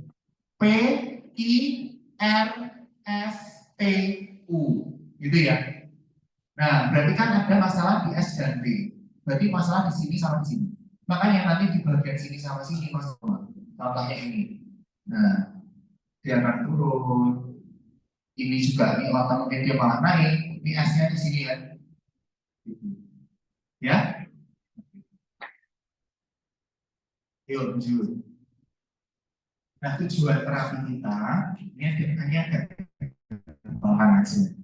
Ya. Karena sampai sekarang itu juga agak sulit. Jadi jangka pendek intinya adalah saat pasien datang itu apa yang harus kita lakukan, tujuan terapinya apa tahu? Oh ya kita memulihkan aliran darahnya sendiri, dicegah dari mati kan gitu. Reoklusi, jadi nanti kan dia sudah dibuka tuh, sudah dikasih antifibrinolytik misalnya, dan dicegah jangan sampai gumpal gitu ya. Terus meringankan ketidaknyamanan dada sama resolusi segmen ST. Jadi itu kayak yang singkat tuh yang segera-segera itu apa sih yang harus kita lakukan gitu loh. Tapi kalau yang dia jangka panjang, nah kita harus menggunakan kardiovaskuler, kemudian pencegahan kejadian kardiovaskuler mendatang sama menggunakan kualitas. Gitu ya, ini agak diavalidasi. Lanjut. Ya, kita ke terapi utamanya. Dan ini kemarin dari PPT yang sekian banyak itu tak ringkas jadi segini. Gitu ya, aja. Gitu. Nah, yang pertama, jadi kalau begitu datang ke IGD, Mbak, saya serangan jatuh kan gitu. Nah, terapinya langsung Mona. Mona itu siapa? Morfin, oksigen, nitrat, aspirin. Nah, Jadi morfin itu untuk apa sih? Jadi itu kalau pasiennya dia tidak membaik dengan nikah, maka kita berikan morfin, gitu ya. Kalau oksigen jelas ya, tadi kan oksigen demand-nya tinggi, ya permintaannya tinggi, tapi jantung tidak bisa mensuplai, gitu ya. N, nitrat, ada nitroglycerin sublingual sama nitroglycerin nggak ada, boleh pakai ISDN. Intinya nitrat juga jalan, ya. Terakhir yang A, aspirin. Nah, aspirinnya itu dosis tinggi ya, 160 sampai 2. Jadi aspirin itu sebenarnya dia itu kan bisa membentuk NSAID, tapi bisa juga dia sebagai antiplakan. Tergantung dari dosisnya sebenarnya. Kalau dosis rendah antara 75 sampai 150, maksimal sampai 250, dia itu bisa bersifat sebagai antiplakan. Tapi kalau sudah di atas 300, dia biasanya sudah menjadi NSAID. Gitu. Nah, tapi kalau pada pasien itu 320 boleh, ya, memang kondisi darurat, gitu ya. Nah, kemudian nanti kalau dosisnya sudah enggak, berarti kan kalau orang datang kan pertama kali harus kita tolong. Oh ya udah, Mona sudah selesai, ya kan? Nah, itu baru kita katakan, oh ternyata dia NSTEMI nih guys, gitu ya. Oh berarti kalau NSTEMI oke, habis ini tak tambahi aspirin plus clofidogrel atau DAPT, ditambahin. Nah, kemudian ada antikoagulan, ditambahkan juga antikoagulan. Setelah DAPT diberikan antikoagulan. Ada enoxaparin. Kemudian, kalau ternyata hasilnya STEMI, gitu kan? Nah, langsung vaskesnya mampu IKP lebih tidak. Tidak mampu IKP, fibrinolisis alteplase, gitu ya. IKP itu adalah tindakan biar gampang ya, ring jantung, gitu ya. Gitu. Jadi kalau dia tidak mampu IKP, tidak mampu ring langsung alteplase, gitu ya. Tapi kalau bisa, ya sudah dilakukan ring jantung. Nah, tapi setelah itu hanya yang membedakan di sini. Kalau dia fasesnya nggak bisa fibrinolisis, kalau bisa langsung tindakan. Setelah itu terapinya menggunakan DAPT sama nanti prinsipnya hanya itu. Oke? Kalau pasien pertama kali datang dikasih Mona. A itu apa? Kalau misalnya ternyata ada diketahui, oh pasiennya STEMI, nggak bisa IKP, kasihnya apa? Alteplase. Kalau non STEMI, dikasihnya DAPT. Kemudian antikoagulan. Paham di sini? Lanjut.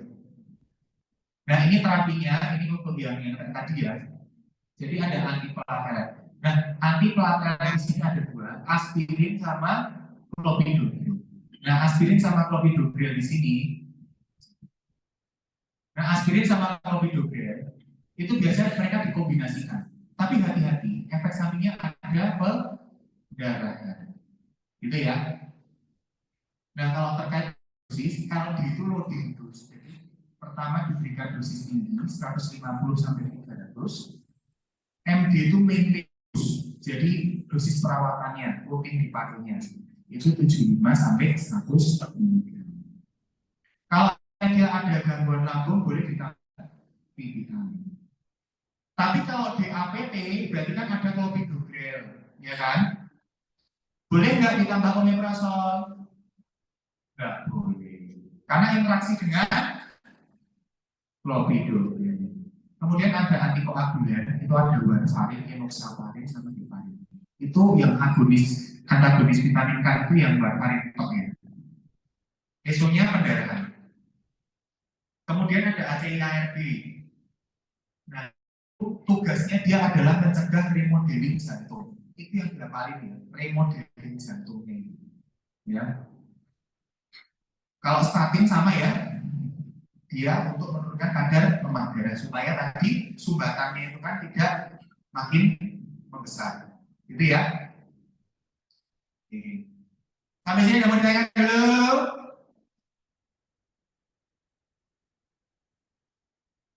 Ya, tanya. Tanya.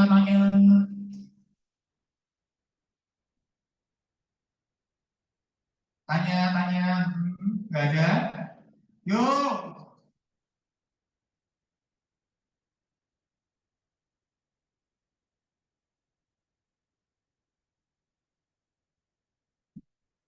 Masih mau izin tanya kayak misalnya gimana cara lebih ke tips gimana cara bedain itu butuh antiplatelet, antikoagulan ataupun fibrinolysis. Soalnya dari saya sendiri masih sering kayak balik antara tiga obat. Penanganannya itu ada semacam pendarahan gitu. Maksudnya kayak perbedaannya itu gimana? Antiplatelet itu berarti dia tuh kan kayak kerjanya gimana? Terus kayak koagulan kan berarti kan dia kan mencegah. Ya gitu cara bedainnya masih kurang. Fibrinolysis. Yuk, perhatikan. Kamu kan luka, itu kan ada benang fibrin. Ya kan, benang fibrin. Kemudian ada ini. Ibaratnya adalah benang fibrin, ya, itu nanti akan diikat sama antiplatelet.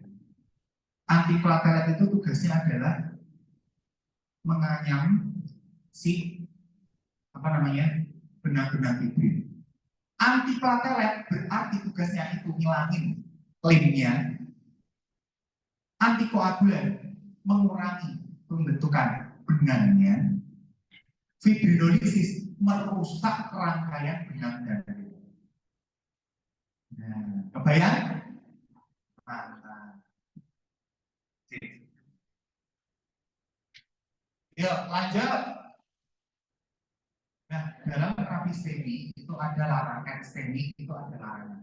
Larangannya apa? Yang pertama, kalau nitrat itu tidak boleh kalau terlalu rendah tekanan darah tinggi. Yang kedua, itu nggak boleh pakai nitrat jika dia pakai PDE5 atau SIL. Terakhir, jangan kombinasi aspirin dengan NSAID. Kenapa? Karena aspirin sudah termasuk NSAID. Gitu ya. Lanjut. Nah, untuk terapi STEMI itu sama persis kayak yang non STEMI. Cuma bedanya aku menambahkan fibrinolysis di sini. Nah, fibrinolysis itu ada alteplase. Dia itu yang ceritanya untuk memecah tadi itu ya, anyaman benang dan lem. Nah, ini diberikan ada adjustment-nya. Yang pertama, kalau fibrinolysis itu dia maksimal 2 bulan dari kecil. Gitu ya. Kemudian untuk waktu pemberiannya maksimal 30 menit sejak ditegak. Jadi setelah dimulai 30 menit kemudian harus sudah diberikan fibrinolysis. Maksudnya gitu. Kemudian golden time-nya 3 sampai 4,5 jam. Seperti itu. Oke? Yuk. Larangan dalam terapi STEMI itu nggak boleh pakai fondaparinux atau antikoagulan apabila si pasien itu akan dilakukan ring jantung. Kenapa? Ring jantung itu kan buka pembuluh darah, dikasih fondaparinux, dikasih antikoagulan, ya ngocor tuh, ya kan? Darahnya akan ngocor, makanya tidak boleh diberikan apapun fibrinolysis atau fondaparinux apabila dilakukan IKP, ya. Nanti kan kalau dibedah, bocor gitu kan. Nah, gitu ya. Nah, lanjut. Nah, ini adalah ringkasan tata laksana terapinya. Itu bisa kalian baca. Tapi intinya sebenarnya ada. Kalau mau kita pikir-pikir, singkatnya. STEMI sama yang tadi di depan. Dari yang pembentukan ring apa yang tersumbat. Berarti kan kita bersiap diberikan aspirin. Untuk mencegah supaya tidak pecah, diberikan nitrat supaya lega, diberikan beta blocker sama CDB untuk biar jantungnya tidak terlalu tinggi sama tekanan darahnya. Terus kalau dipikir-pikir STEMI sama non STEMI, artinya gampang tuh mona. Pertama mona, tidak peduli STEMI, tidak peduli non STEMI, mona. Setelah diketahui mona, oh ternyata non-STEMI diberikan di APT, setelah itu antikoagulan. Ternyata STEMI diberikannya fibrinolisis, juga jangan apa APT. Ya kan? Habis itu di nanti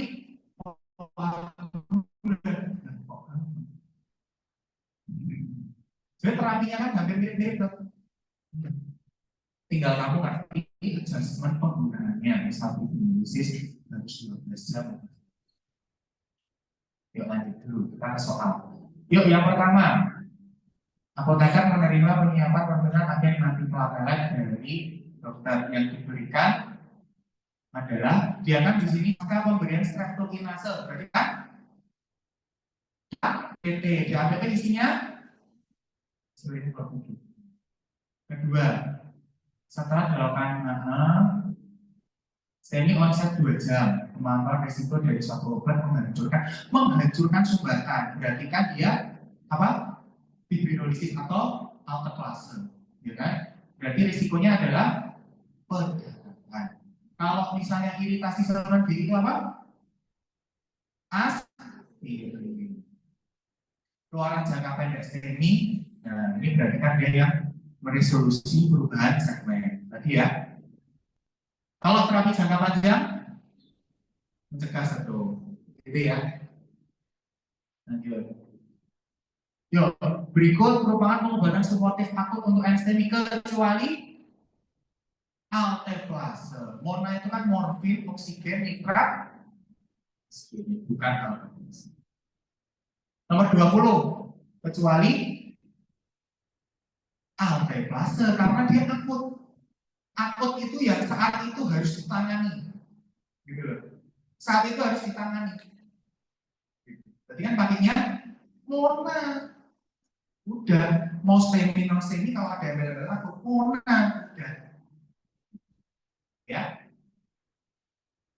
Nomor 35, nyeri dada sebelah kiri. Pemeriksaan secara komprehensif. Dokter berdiskusi obat yang sebenarnya tidak diberikan. STEMI tidak butuh apa? Nggak usah fibrinolitik. Fibrinolitik kalau dia lanjut. Keluaran jangka pendek STEMI, nah, itu dia mencegah ekspansi limpa ya. Kemudian pernyataan yang benar terkait dengan jantung koloner kecuali IHD terjadi penurunan suplai oksigen ke miokard dalam miokard. Salah. Justru ada peningkatan. Gitu. Karena jalannya sudah mengecil, jantung pompanya harus lebih keras. Padahal dia mintanya banyak. Gitu ya. Nah ini dia STEMI dengan konsep 13 jam. Obat yang tidak diberikan alteplase. Jadi STEMI itu batasnya 12 jam. Ya, STEMI itu pakai alteplase batasnya 12 jam. Kalau sudah lebih dari 12 jam, ya itu sudah tidak boleh lagi diberikan alteplase.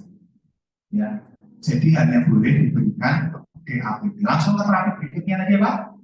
DAPT sama antikoagulan. Gitu ya. Ingat, batasnya 12 jam. Oke?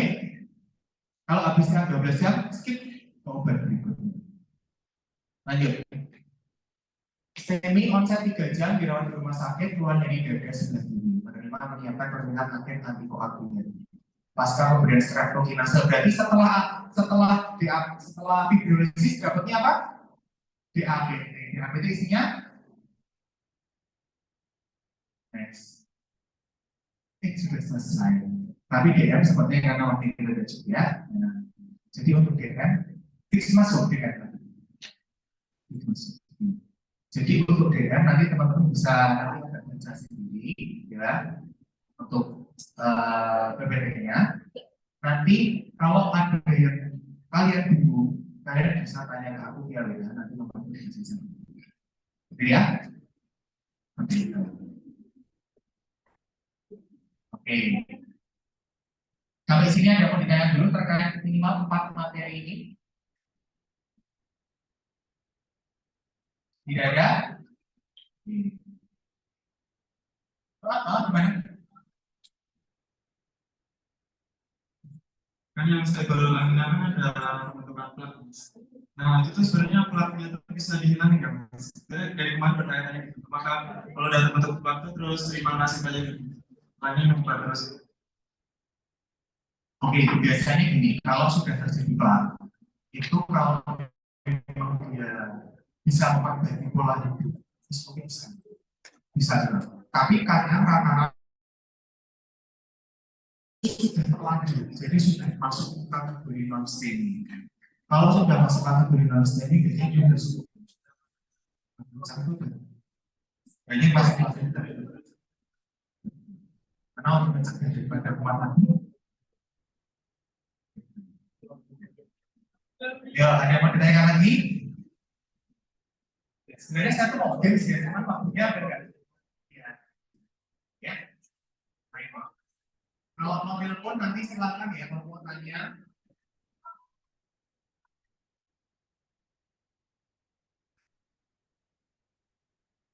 Silakan kalau yang mau tanya. Bisa juga teman-teman kalau mau DM ya bisa DM saya, gitu ya. Ya, sekalian promosi ya. Oke, nanti untuk games itu sebenarnya aku tuh kepengen ngasih soal gitu ya. Tapi ya. Oke.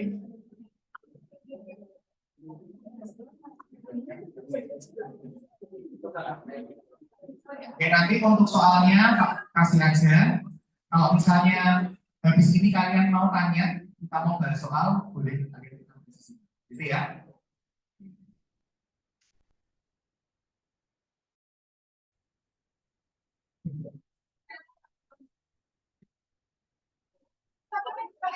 Baik, karena ada sesi ketiga, teman-teman jangan khawatir, nanti materi dan link recordingnya akan kita share di grup.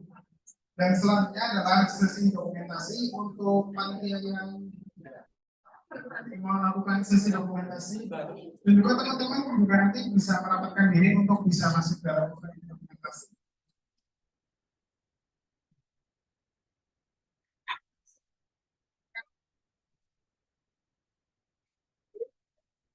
Nanti ada video ya.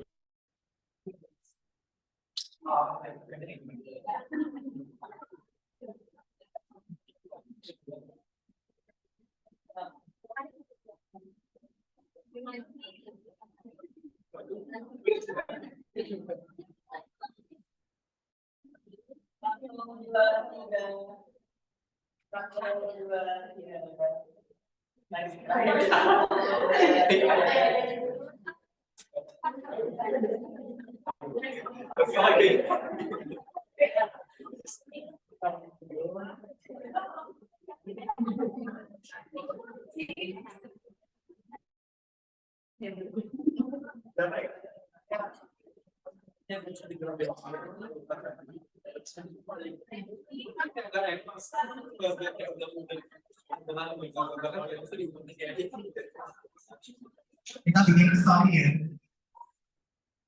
Dan ada dua ya. Yang pertama, total partner 1. Enaknya apa? Pusing gitu. Apa? Nilai A. Nilai A, gitu kan? Total partner 1, nilai A. Tidak. Nanti yang bilang spelling. Pilihannya ram. Oke, kelas. Gitu ya. Yang pertama bilang nilai A, yang kedua alte kelas. Bersama-sama gitu ya.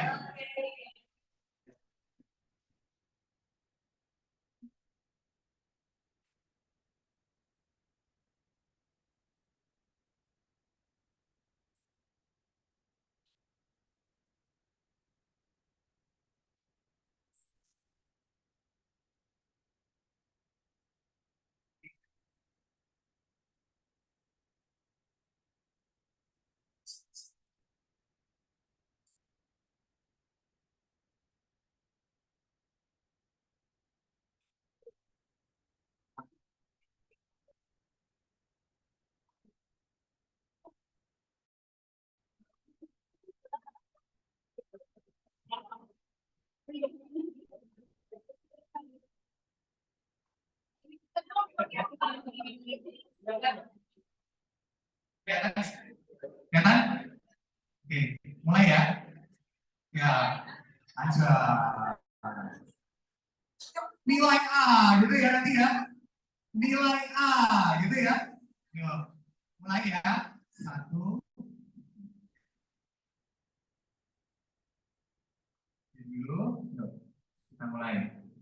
1, 2. Tutor faktor 1. Emi. Apanya?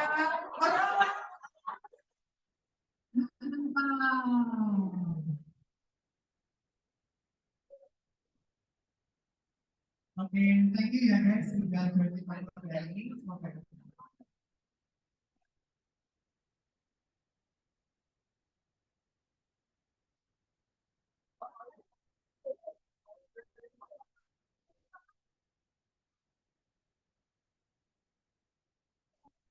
selain aspek dokumentasi ini berakhir puas pada kali ini. Saya selaku ini mohon maaf kalau tidak ada kesalahan dalam saya bertutur. Terima kasih banyak atas perhatian teman-teman dan jangan lupa teman-teman untuk mengisi link ini kami bisa di-scan itu. Terima kasih. Assalamualaikum warahmatullahi wabarakatuh.